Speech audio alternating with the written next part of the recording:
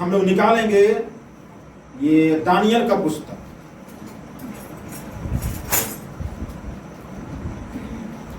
Daniel का पुस्तक उसका 3 अध्याय और उसका 19 से हम लोग पढ़ेंगे। तब नबूकदनेस्सर झुंझला उठा। नबूकदनेस्सर राजा था बाबुल का, वह झुंझला उठा और उसके चेहरे का रंग सदरक, मेशक और आबेदनगो के प्रति बदल गया। हाँ, उसका चेहरे का रंग कलर सदरक, मेशक और आबेदनगो के प्रति बदल गया। गुस्सा से लोग को देखना शुरू किया। उसने आज्ञा दी कि आज्ञा दिया कि भट्टे को 7 गुना अधिक धधका दो। आग का भट्ठा को 7 गुना अधिक धधका दो। फिर अपनी सेना में जो अपनी सेना में के कई एक बलवान पुरुषों को आज्ञा दी कि सदरक, मेशक और आबेदनगो को बांधकर उन्हें धधकते हुए भट्टे में डाल दो। सदरक, मेशक, आबेदनगो को हाथ पांव बांधो और धधकते भट्टे में डाल दो। तब वे पुरुष अपने मेजों, अंगारों, बांगों और अन्य वस्त्रों सहित बांधकर उस धधकते हुए भट्टे में डाल दिए गए। सदरक, मेशक, आबेदनगो जो पहने हुए थे मोजा, अंगरखों और बागों और अन्य वस्त्र पहने हुए थे, उसके समेत जो है हाथ पांव बांध दिया गया और 7 गुना धधकाया गया हुआ भट्टे में डाल दिया गया। यहाँ पर सबसे पहले अगर इस बात को हमें पूरी जानकारी जो है लेना है तो क्यों ये नबूकदनेस्सर राजा जो बाबुल का है ये क्यों झुंझला उठा।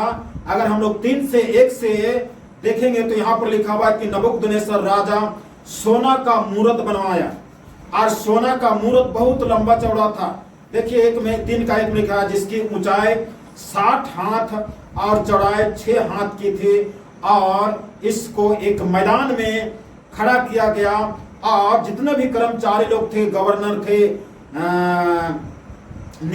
न्यायी थे, शास्त्री थे, ये सारे लोग को जो है जज, गवर्नर सब लोग को बोला कि समय के अनुसार एक त्योहार मनाएंगे, पार्टी मनाएंगे इस मूर्त के लिए और सब लोग इस मूर्ति को दंडवत करेंगे। हालेलुया। दंडवत का मतलब होता है कि गिर करके उसको प्रणाम करना, दंडवत करना। जैसे शैतान बोला यीशु मसीह तुम मुझे सिर्फ दंडवत करो गिर करके तो मैं तुमको सारा संसार का यीशु राम रात पाठ सब कुछ देंगे। तो यहाँ पर इसी प्रकार नबूकदनेस्सर राजा किया। अब जो है दंडवत करने की बारी आया, सारे लोग दंडवत किए लेकिन सदरक, मेशक, आबेदनगो के तीनों खड़े के खड़े रह गए। इसकी शिकायत जो है नबूकदनेस्सर राजा को जो है पहुंचाया गया कि ये लोग जो है यहूदी पुरुष लोग जो है दंडवत नहीं किया आपका मूर्ति को। तो वो राजा जो है गुस्सा करके फिर आया और सदरक, मेशक, आबेदनगो को साइड में ले जाकर कहा कि तुम लोग क्यों ये जानबूझकर किया कि नहीं जानते थे तब किया, क्यों किया इस प्रकार से? क्या हम अभी फिर से मौका देंगे? क्या तुम लोग दंडवत करोगे? और नहीं तो तुम लोग को आग धधकते आग में डाल देंगे।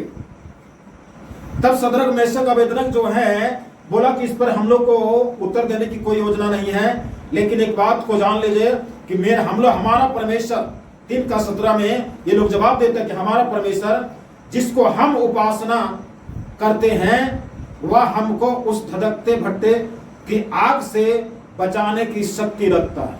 हालेलुया। वो परमेश्वर जिसकी उपासना हम करते हैं, इतना कॉन्फिडेंस, विश्वास, ये लोग को पूरा सजा बता दिया गया। अगर दंडवत नहीं करोगे तो सजा ये चीज है, धधकते भट्टे में डाल देंगे।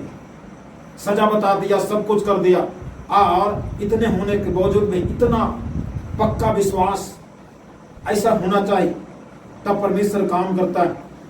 कहता मेरा परमेश्वर धधकते भट्टे से बचाने की शक्ति रखता है मेरा परमेश्वर। आगे लिखता है कि वरन वह हे राजा वह हमें तेरे हाथ से भी छुड़ा सकता है, परंतु यदि नहीं तो हे राजा तुझे मालूम हो कि हम लोग तेरे देवता की उपासना नहीं करेंगे, ना तेरे खड़ी कराए हुए सोने की मूर्त को दंडवत। सीधा से हालेलुया। इसमें कोई लाज बीज नहीं, नौकरी चला जाएगा ये भी बात नहीं। बिल्कुल निकालना है तो निकाल सकते हैं, कुछ भी कर सकते हैं, लेकिन तेरा खड़ी कई मूर्त जो को हम लोग धन्यवाद नहीं करें, उपासना नहीं करें परमेश्वर को छोड़। परमेश्वर की 10 आज्ञा में ये एक आज्ञा है कि मुझे छोड़ किसी को उपासना नहीं करें। हालेलुया।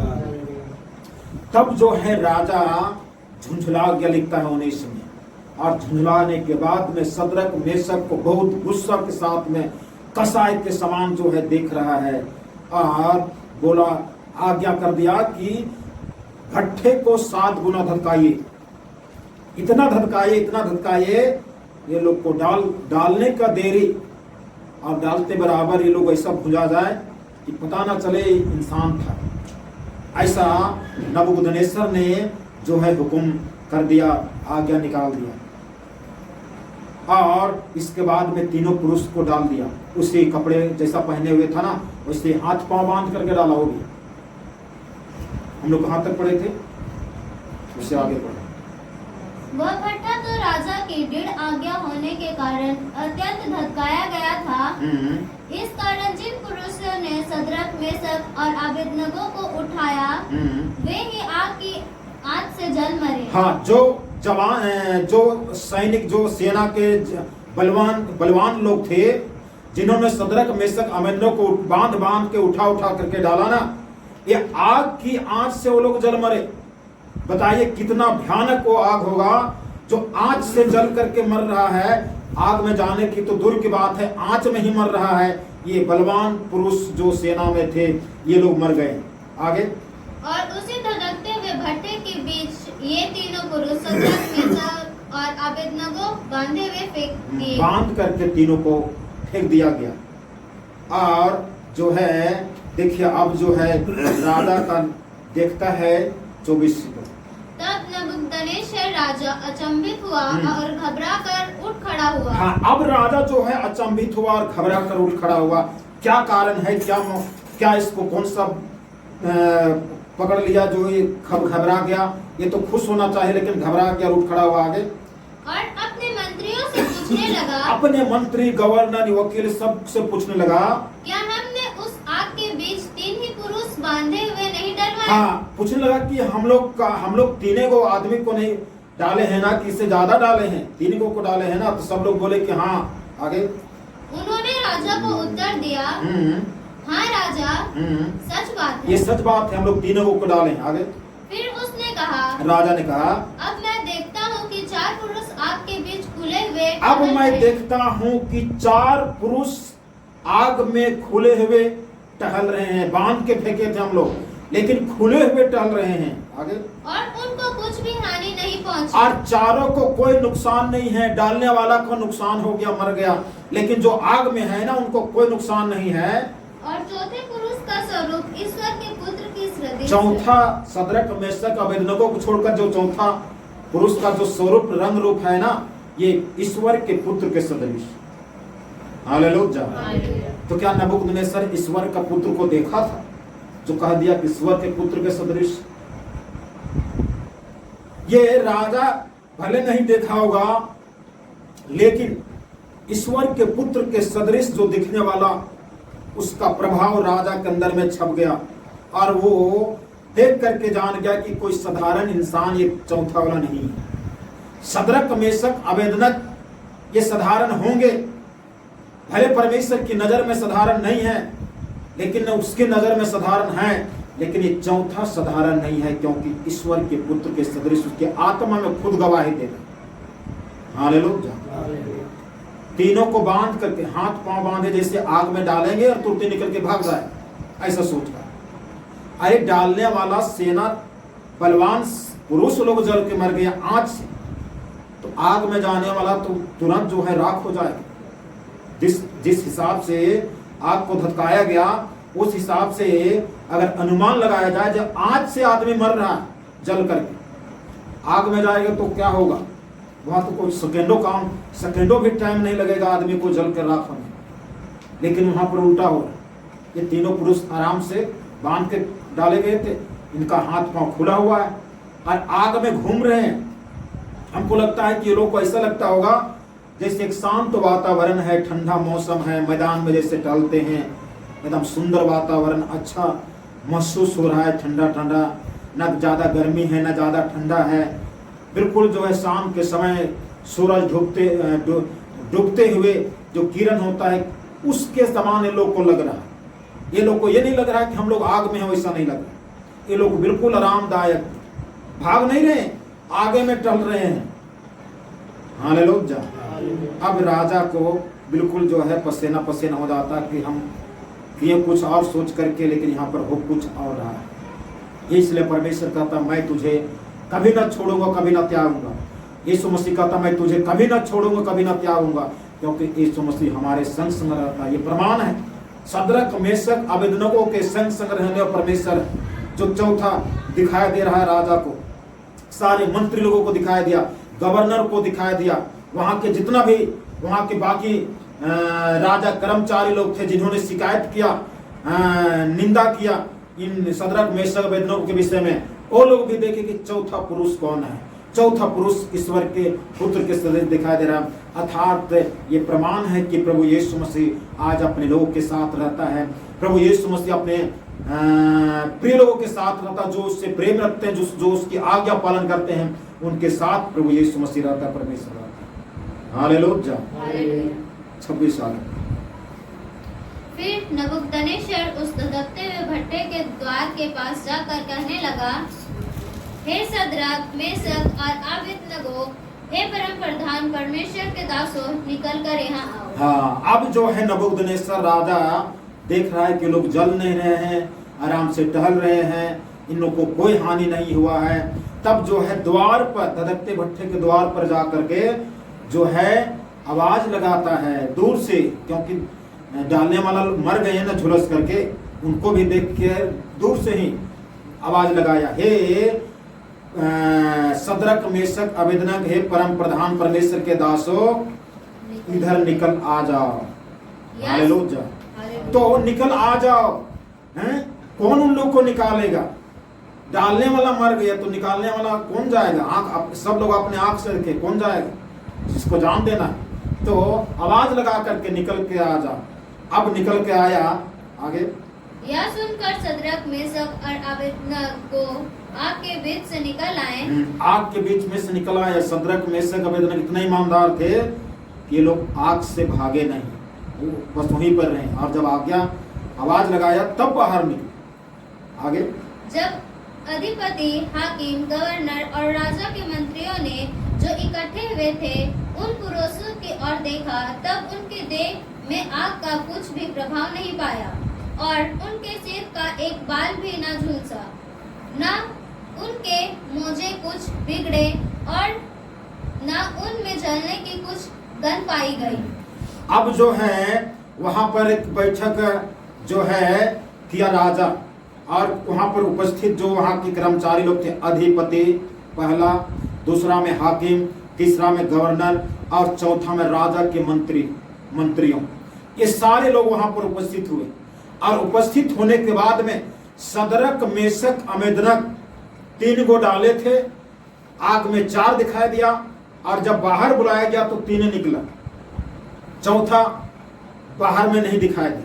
अब तीनों को जांच हो रहा है, आग जला है कि नहीं जला, आग का कोई असर है कि नहीं है, इसकी जांच कर रहे हैं। ये जितना भी यहाँ पर आज के डेट के समान अगर होता तो आज की जांच करने की बहुत सारे एजेंसी हैं, बहुत सारे CID है, बहुत सारे संसार में, मतलब हमारे देश में या संसार में बहुत सारे तकनीकी है। लेकिन उस समय भी अपना जो कुछ भी उस राजा के पास में होगा तकनीकी एजेंसी, उसको लगाया होगा कि इनको जांच करो, इन लोग को, ये लोग जला काहे नहीं, या जलने का गंध है क्या, ये चीज की जांच किया जाए। और वहां पर जांच हो रहा है, सब उन लोगों कपड़ा को देख रहा है, बाल को छू छू करके देख रहा है, नाक में सटा सटा करके देख रहा है। सद्रक मेशक अबेदनगो ठाठ से खड़ा, हालेलुया, बिल्कुल ठाठ से खड़ा है, और सब लोग उनका बाल को छू छू कर देख रहे हैं। बाल जलता है तो कैसा हो जाता है, गठरी जैसा हो जाता है, तो उनको छू कर देख रहा है। कोई कपड़ा को देख रहा है, कोई क्या कर रहा है। उसके बाद में सब लोग सुन सुन करके देख रहे हैं, जलने का गंध दिखा सुनाए, जलने का कोई गंध आ जाए तो जो है इस प्रकार से सब लोग सुन कर, अरे जो है मोजा पहना था ना सदरक मेशक अबेदनगो, उस मोजा को भी सूंघ रहे हैं। हालेलुया। अधिपति, गवर्नर, राजा के मंत्री लोग मोजा सूंघ रहे हैं, और मोजा खोल करके नहीं सूंघ रहे, वो लोग पहने हुए हैं पैरे में और सूंघ रहा है। तो सूंघने वाला को कैसा होकर सूंघना पड़ेगा? पूरा लेट करके सूंघता हो, नीचे झोंकर। अरे मोजा कोई सूंघने वाला चीज? मोजा पहन के आइए और सूंघिए, कितना खराब हो, और आग से निकला और सूंघ रहा हो। मोजा में भी गंध का कोई सवाल नहीं। हालेलुया। वो लोग सोचा कि शायद आग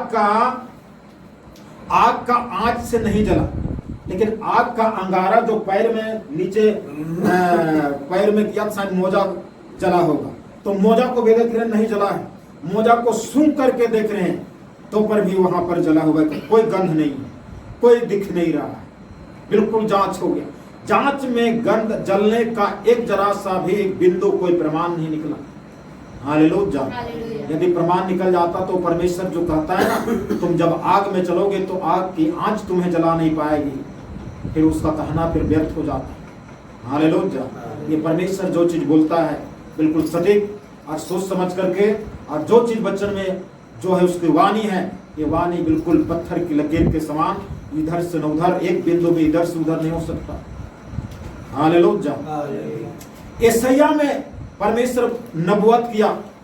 यशायाह और दानियल के बीच में हमको लगता है कि 1000 साल या 500 साल का फर्क होगा, और 500 साल के बाद में दानियल के पुस्तक में ये घटना घटता है जिसमें ये लोग जलते नहीं।